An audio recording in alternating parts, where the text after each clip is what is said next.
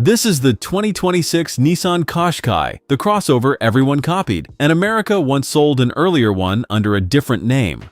Nissan called it the Rogue Sport, dropped it in 2022, and in Europe it still outsells almost everything. Because Nissan hasn't redesigned it, they've reloaded it, sharpening the face, upgrading the tech, and answering the question every rival keeps asking. Start with that new face, because the grille is where this generation makes its first real statement. It is bolder, more three-dimensional, and harder to ignore. The silhouette stays familiar, so subscribe now because by the end you will know whether it still deserves the crown. This is the size the whole class copied. Open a door and you are reminded why families keep choosing it, because everything here is designed to be used without a second thought. Small details like these signal real quality. And quality is exactly the story Nissan wants this update to tell.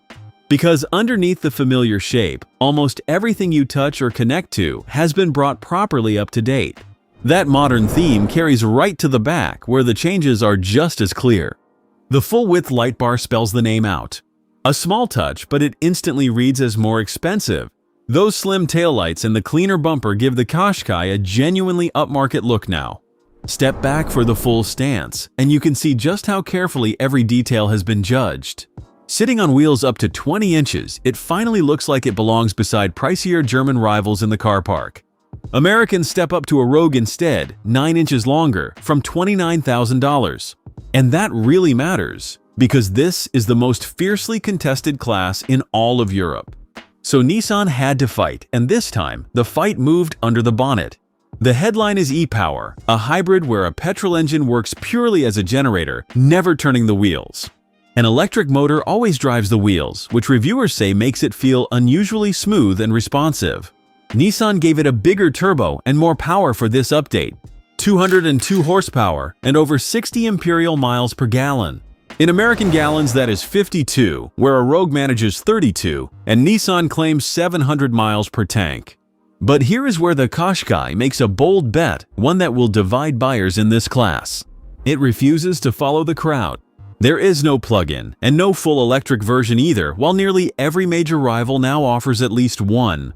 A Kia Sportage adds exactly that, plus a 7-year warranty the Nissan simply cannot match.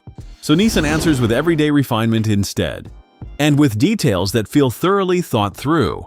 And it shows in the price. The e-Power opens just over 40,000 euros, the mild hybrid for less. Either way, you step into the same cabin. And this is where the 2026 update feels most transformed. The switchgear feels a clear step more premium. Ahead of the driver sits a crisp digital display, flanked by a fresh new steering wheel. But the big change is the central screen, a 12.3-inch touchscreen running Google built-in, with Maps and Assistant baked into the car. And crucially, Nissan kept real physical buttons for the climate control, which many rivals have ditched. It is a smart blend of modern screens and familiar switches. Material quality is up too, with softer surfaces and a more grown-up feel throughout the cabin. The front seats deserve a mention because on higher trims you get quilted leather worthy of a far pricier badge. Between the seats, Nissan added more usable storage and a cleaner, less cluttered center console than before. In the back, space is good, if not the roomiest here. The boot follows the same sensible logic. A Hyundai Tucson offers up to 620 liters, plus a plug-in option. Fold its rear seats flat though, and there is nearly 1,500 liters back here. So for everyday family life, it copes easily. A powered tailgate and adjustable floor round off a properly usable boot. So watch our Kia Sportage review next.